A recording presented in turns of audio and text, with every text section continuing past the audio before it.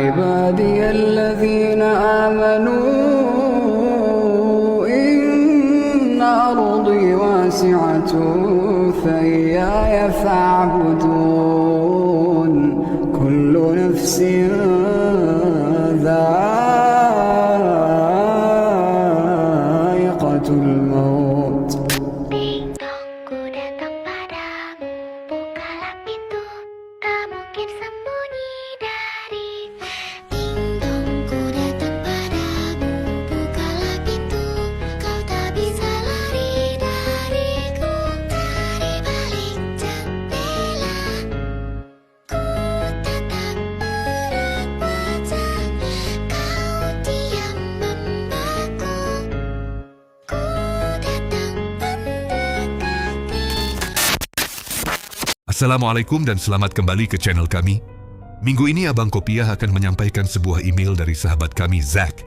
Bukan nama sebenar beliau, yang berasal dari Bangsar Baru, Kuala Lumpur. Kejadian ini berlaku kepadanya kira-kira 2 tahun yang lalu. Ketika itu Zack baru sahaja berjinak-jinak dalam bidang e-hailing, ataupun lebih dikenali sebagai Grab driver di kalangan driver-driver di situ. Malam itu bermula seperti biasa bagi Zack, seorang pemandu Grab di Kuala Lumpur. Jam menunjukkan pukul 11 malam apabila dia menerima satu tempahan perjalanan jauh, Intercity. Pelik, tetapi pulangan tambangnya lumayan. Tanpa membuang masa, Zack pun menerima job itu kerana malam itu memang agak sepi dan kurang penumpang baginya. Dan Zack juga ingin mencari duit tambahan untuk melunaskan bayaran sewa keretanya hujung minggu itu nanti.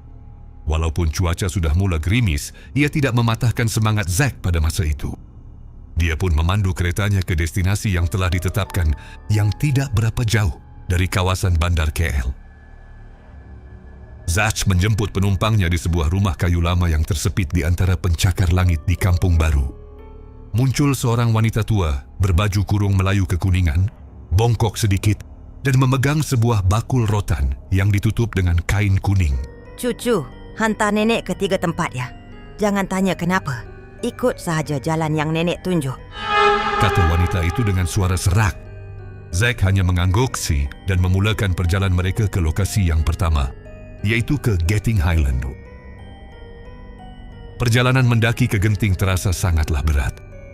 Zack perasan enjin keretanya mengaum kuat seolah-olah membawa beban bertantan, sedangkan hanya ada mereka berdua. Setibanya di satu selekoh gelap sebelum sampai ke puncak, nenek itu menyuruh Zack berhenti. Dia membuka tingkap, membakar sebatang setanggi dan menggumam mantera. Pergi kau cari tuan baru di puncak awan ini. Jangan kau balik pada aku lagi. Tiba-tiba, kereta Zack bergoyang kuat. Dia terdengar bunyi cakar yang tajam di atas bumbung kereta sebelum suasana menjadi sunyi sepi. Bau hanyir darah mula memenuhi ruang kabin. Tanpa membuang masa, mereka menuju ke Fraser's Hill. Kabus di situ sangat tebal hingga jarak penglihatan hanya 1 meter. Suasana di situ lebih menyeramkan. Nenek itu turun sebentar di hadapan menara jam lama. Dia melepaskan sesuatu dari dalam bakul rotannya. Sesuatu yang kelihatan seperti bebola api kecil yang terus terbang hilang ke dalam hutan tebal. Dah 2, tinggal 1 lagi. Bisik nenek itu sambil memandang Zack dengan mata yang seolah-olah bersinar dalam gelap. Destinasi ketiga dan terakhir mereka adalah Cameron Highlands. Mereka tiba di Cameron Highlands ketika azan subuh mula berkumandang dari kejauhan. Allahu Akbar, Allahu Akbar, Allahu Akbar, Allahu